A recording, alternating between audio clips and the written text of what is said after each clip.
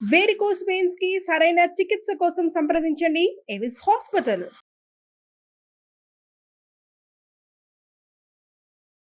నమస్తే రమగారు. నమస్తే జయ. రమగారు, సాధారణంగా ఉన్న కొన్ని సందేహాలండి. చీపురు ఇంట్లో ఏ వైపు పెట్టాలి, ఎలా పెట్టాలి, ఇలాంటి సందేహం కూడా ఉంటుందండి. ఒకటి ముందు ఇది క్లియర్ చేయండి, తర్వాత ఉన్న సందేహం అడుగుతాను మిమ్మల్ని. చీపురు ఇవాళ కొత్తగా వచ్చిన వస్తువు కాదు, అందరి ఇళ్లలోనూ ఉంటుంది. కొబ్బరి నీళ్ళ చీపురు ఉండేవి, ఇదివరకు అయితే పూచిక పిల్లల చీపుర్లు ఉండేవి. ఇప్పుడు కొత్తగా ప్లాస్టిక్ చీపుర్లు కూడా వచ్చినాయి. అవును. దాన్ని వాకిట్లో పెట్టుకోం కదా, ఎవరైనా రాగానే చీపురే కనపడితే రోతగా ఉంటుందా? కాబట్టి తలుపు వెనకాల పెట్టాలి, ఎక్కడైనా వెనకాలకి కనపడకుండా పెట్టుకోవాలి. ఇది సాధారణమైన విషయం కదా జయ. వాటి మీద ధర్మ సందేహంగా ఎందుకుంటుందో అర్థమై చావదు నాకు. మీరు ఇప్పుడు ఇంత క్లియర్గా చెప్పండి, ఎన్ని అనుమానాలు వస్తాయో చూద్దాం. చీపురుని కనపడకుండా పెట్టుకోవాలి. మొదటిది, తిరగేసి పెడితే, తిరగేసి పెట్టడం మరగేసి పెట్టడం, దాని మీద బోల్డ్ డౌట్లు. తిరగేసి పెట్టాం, చీపురు కుంచె కిందకి కర్ర పైకి పెట్టామనుకోండి, 4 రోజుల్లో కుంచె వంగిపోతుంది, వంకర వచ్చేస్తుంది, కుంచె వంగిపోతుంది, ఊడవలేకపోతాం. కుంచె పైకి పెట్టాలి, కుంచె పైకి పెట్టాలి, కర్ర కిందకి పెట్టాలి. పెడితే అప్పట్లో కుంచె చీపురు శ్రీ మహాలక్ష్మి కాబట్టి అట్లా తిరగేసి పెట్టకూడదని ఒక సిద్ధాంతం. చీపురు ఒక వస్తువు, నా ఉద్దేశం జయ. ఇది ఇందులో శాస్త్రం ధర్మం లేదు. ఓకే, శాస్త్రం ధర్మం లేదు. వాళ్ళు అలా చెప్పారు, మీరు ఇలా చెప్తారు అని నువ్వు నన్ను అడకు, నన్ను ఎవ్వరూ అడగండి. నా ఉద్దేశం అడిగితే చెప్తున్నాను అంతే. చీపురు ఒక వస్తువు, అది మనం ఉపయోగించుకునేది. అండ్ మోర్ ఓవర్ అది మనకి ఎందుకు ఉపయోగపడుతుంది, మన పరిసరాల్ని శుభ్రంగా ఉంచుకోవటానికి. కాబట్టి దాన్ని మొదట మనం శుభ్రంగా ఉంచుకోవాలి, దాన్ని సరిగ్గా ఉంచుకోవాలి, మ్యాక్సిమం యూటిలిటీ దాని నుంచి మనం తీసుకోవాలి. అండ్ అది ఊడవడానికి వాడే సాధనం కాబట్టి, అంటే శుభ్రం చేయడానికి వాడే సాధనం కాబట్టి, ఇంట్లో ఎక్కడ పడితే అక్కడ అందరూ నలుగురు వస్తే కనపడేటట్టుగా పెడితే బాగుండదు. అందుచేత దాన్ని కనపడకుండా పెట్టండి మొదటిది. కిచెన్ బాల్కనీలో కానీ లేదా బెడ్రూమ్కి అనుసంధానంగా ఉన్న బాల్కనీలో కానీ వెనక వైపుగా పెట్టుకోవాలి. తలుపు వెనకాల పెట్టచ్చు. కర్ర కిందకి పెట్టి కుంచె గనక పైకి పెడితే మీరు వంగి కర్ర పట్టుకోవచ్చు తీయటానికి, చీపురు వంగిపోకుండా ఉంటుంది. నేను క్లియర్గా చేసే మెథడ్స్, నేను చేసేది ఖచ్చితంగా చెప్తున్నా. మా ఇంటికి ఎవరైనా వచ్చినా చూడొచ్చు. రోజు మా మా సచివతి నన్ను అడుగుతుంటుంది, నువ్వు ఒకదానివే ఇలా పెడతావమ్మా అని. ఎవరి చాయిస్ వాళ్ళది అని చెప్తాను నేను. దానికి ఆ చీపురుకి ఒక చిన్న తాడు కట్టి ఒక గోడకి ఒక పక్కన బాల్కనీలో వేళ్లాడేస్తాను నేను. దానికి తడి తగలదు, కింద పడిపోదు, వంకరపోదు, క్లియర్గా ఒక చోట ఒక మూలకి ఉంటుంది. ఆ కేబుల్ లోపల బాల్కనీలోకి వచ్చి ఆ వైపుకి ఎవరైనా తిరిగితే తప్పిస్తే నా చీపురు ఎవరికి కనపడదు. ఇప్పుడు దేవుడి గది మనం శుభ్రంగా ఉంచుకోవాలని, పవిత్రంగా ఉంచుకోవాలనుకుంటాం. ఇల్లంతా ఊడ్చే చీపురుని దేవుడి గదిలో పెట్టకూడదు కదా, పెట్టకూడదు. ఈశాన్య మూల బరువు పెట్టకూడదు, ఏమి పెట్టకుండా కొంత ఖాళీ ఉంచాలని భావిస్తాం. అలాంటి చోట మనం చీపురు పెట్టకూడదు. దిక్కులు క్లియర్గా చెప్తున్నా కదా. నైరుతి మూల సాధారణంగా బీరువాలు అవి పెట్టుకుంటాం. బీరువాల పక్కన పెట్టద్దు చీపురు. ఎందుకంటే బీరువాలోనే మన జీవితం అంతా కష్టపడి సంపాదించుకున్న డబ్బు, దశకం, బంగారం, ఏదైనా ఆస్తిపాస్తుల వ్యవహారాలు అక్కడే ఉంటాయి. కాబట్టి చీపురులో కొంత క్రిమికీటకాదులు ఉండే అవకాశం ఉంది కాబట్టి, దుమ్ము ఉంటుంది కాబట్టి దాన్ని బీరువా పక్కన పెట్టద్దు, బట్టల దగ్గర పెట్టుకోవద్దు. అది మామూలు గదుల నుంచి కొంత సెపరేట్గా కాస్త బయట వైపుకి ఉంచుకుంటే సరిపోతుంది. 2 చీపుళ్ళని ఒక దగ్గర పెట్టకూడదు అంటారు. 2 చీపుళ్ళని ఓ దగ్గర పెట్టకూడదు, ఇది ఒక సిద్ధాంతం. 2 కొత్త చీపుళ్ళు అయితే పెట్టుకోవచ్చు. రోజు ఊడ్చుకునే రెండు కలిపి ఒక దగ్గర పెట్టకూడదని కొంతమంది ఇప్పుడు ఆ డౌట్ వస్తుందని అందుకే చెప్తాను. ఈ 2 చీపుళ్ళు ఓ దగ్గర పెట్టుకుని పెడితే దరిద్రము అని చెప్తారు.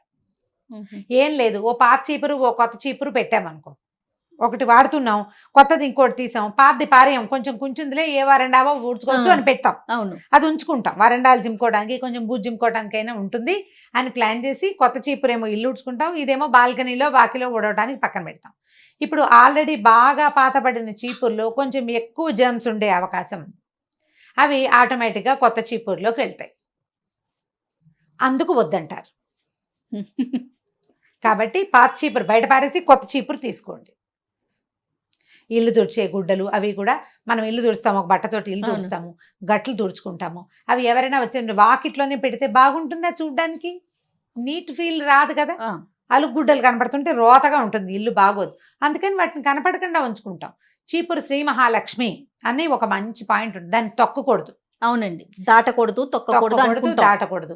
ఈ రెండు ఎందుకు చెప్తారంటే చీపురే మన ఆరోగ్యానికి ప్రధాన హేతు. అందుకే చీపురు శ్రీ మహాలక్ష్మి.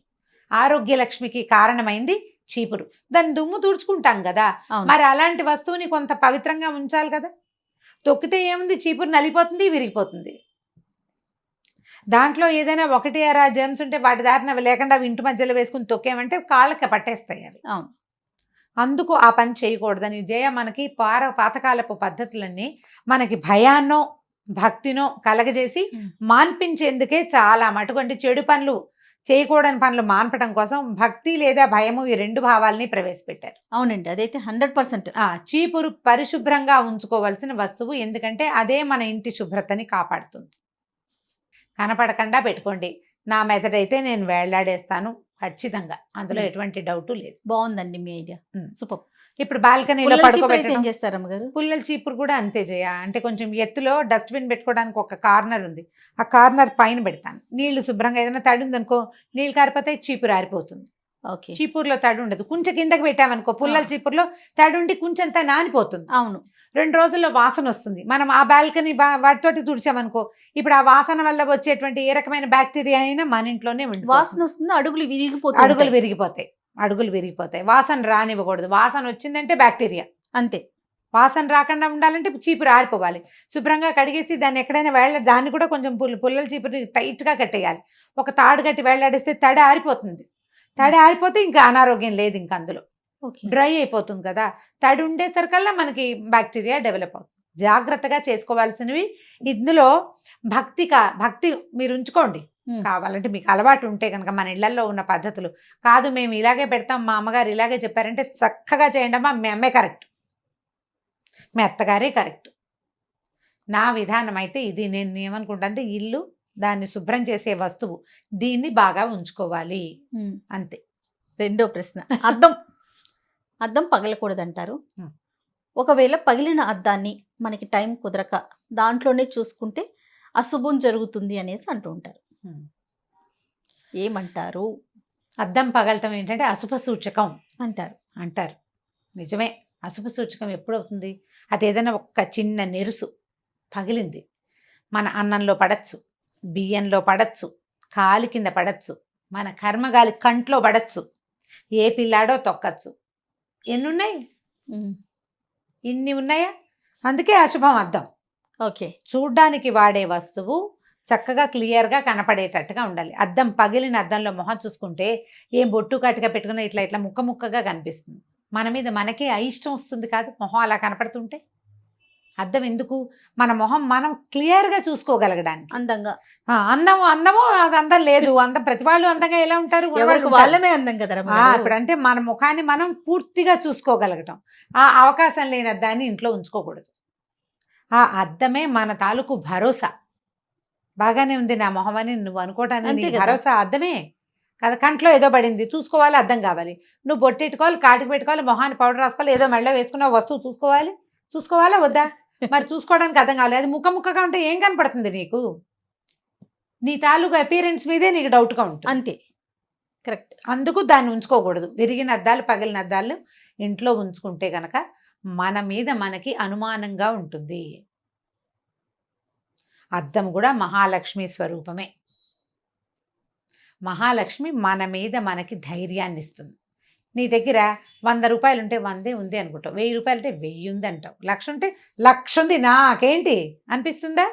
లక్ష్మి అలాంటి ధైర్యాన్ని ఇస్తుంది. అద్దం కూడా అంతే. ఇంత శుభ్రంగా ఉన్నాను నాకేమిటి, వాడు ఎవడో పెళ్లి చేసుకోకపోతే గడద గుడ్డు అనిపిస్తుంది. అద్దం లేకపోతే అదే నీ అద్దం ముక్కగా ఉంటే నీ మొహం మీద నీకేమి ధైర్యం ఉంటుంది? ఏముండదు, ఏమీ కాదేమో అనిపిస్తుంది.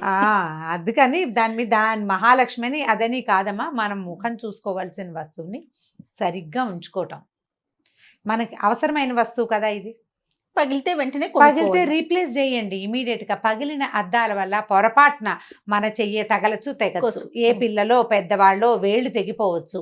అది పటకమనే అంచు దాంట్లోంచి జారి పడింది అనుకోండి, ఒక్క నెరుసెగిరి ఎక్కడ పడినా ప్రమాదమే కదా. అది ఎంత ఉపయోగపడే వస్తువో అద్దం మనకు చాలా అవసరం. రోజువారీ అద్దంలో మొహం చూసుకోకుండా కుదరదు అసలు.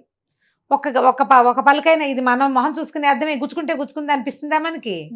అనిపించదు కదా. అందుకని దాంతో కేర్ఫుల్గా ఉండాలి. ఇవన్నీ నా సిద్ధాంతాలు, ఇందులో శాస్త్రాలు మాత్రం లేవు. మీ సిద్ధాంతమే అడుగుతున్నాం మేము కూడా. రైట్. ఇంకొకటి, కలబంద మొక్క అలోవీరా ఇంట్లో ఉంచుకోవచ్చా ఉంచుకోకూడదండి? అంటే పెంచుకోవచ్చా? అంతే. ఇప్పుడు మనం బాల్కనీస్ లో పెట్టుకుంటాం, పెట్టుకోవచ్చు. పెట్టుకోకూడదని కొంతమంది, పెట్టుకోవచ్చని కొంతమంది. అయితే తమిళనాడులో చూస్తే రమ్మగారు, చెన్నైలో గుమ్మాలకు కట్టుకుంటారండి. ఇక్కడ కూడా కడుతున్నారు. బేగం బజారు అవైపు షాపులకు వెళ్తామా, బేగం బజార్ కంటే కూడా ఉండు మోండా మార్కెట్ లో ప్రతి షాపు బయట వేలాడతారు. కలబంద కడితే దిష్టి తగలదని అనుకుంటారు. కాకపోతే కలబంద ఎంత హెల్త్ బెనిఫిట్స్ ఉన్న చెట్టు. అవును కదా. అది స్కిన్కి మంచిది, జుట్టుకి మంచిది, పొట్ట లోపలకి తీసుకుంటే మంచిది. బోల్డని మంచిలున్న చెట్టు ఇంట్లో పెంచుకోకూడదని ఎందుకు అనుకోవాలి ఎవరైనాను? పైగా ఇంట్లో అంటే పెట్టం కదా, బయటే పెడతాం. పెరుగుతుంది, ఏమవుతుంది? పెంచుకోకూడదనే నియమం ఏంటది? ముళ్ళ మొక్క అని అంటారు. అది ఇప్పుడు దానికి ఉన్న ముళ్ళు గుచ్చుకునేది కాదు, గట్టిగా మనం చేయి పెడితే తప్ప. నువ్వు చాలా చేయి పెట్టినా అదేం పెద్దగా తెగదు జయ. తెగదు. మా వాకిట్లో కూడా ఉంది. బాల్కనీలో పెట్టుకోవచ్చు. గబుక్కుని ఏదైనా చేయి కాలినా కట్ అయినా ఓ చిన్న ముక్క కట్ చేసి కాస్త అక్కడ రుద్దితే కాలిన చోట మారిపోతుంది. అది ఆయుర్వేద రీత్యా అది ఆరోగ్యానికి ఉపయోగపడే మొక్క కదా, హెర్బ్.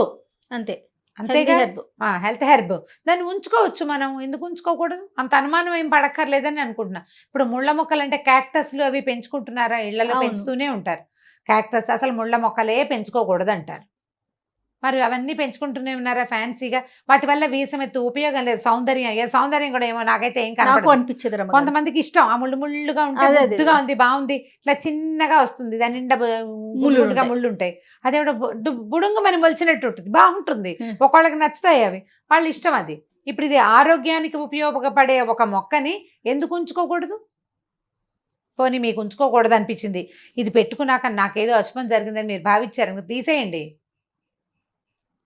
అలా భావిస్తే గనక, ఈ మొక్క రావటం వల్లే ఇది వచ్చింది అని భావిస్తే గనక తీసేయండి. అలాంటి అనుమానాలు ఏం లేకపోతే శుభ్రంగా పెంచుకోవచ్చు, ఏమీ పర్వాలేదు, హ్యాపీగా పెంచుకోవచ్చు. పక్కన పడేస్తారు. అదేమన్నా పెంచుకోవడం అంటే దాని పాపాయిలాగా ఎత్తుకుంటామా మనం?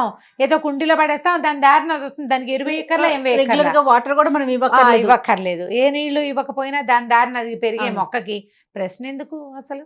అక్కర్లేదేమో మరి. బాగుంది. రైట్ రమ్మ గారు, నమస్తే. నమస్తే జీ. ఈ వీడియో కనుక మీకు నచ్చినట్లయితే లైక్ చేయండి, షేర్ చేయండి. మరిన్ని ఇంట్రెస్టింగ్ వీడియోస్ కోసం మా ఛానల్ని సబ్స్క్రైబ్ చేసుకోండి.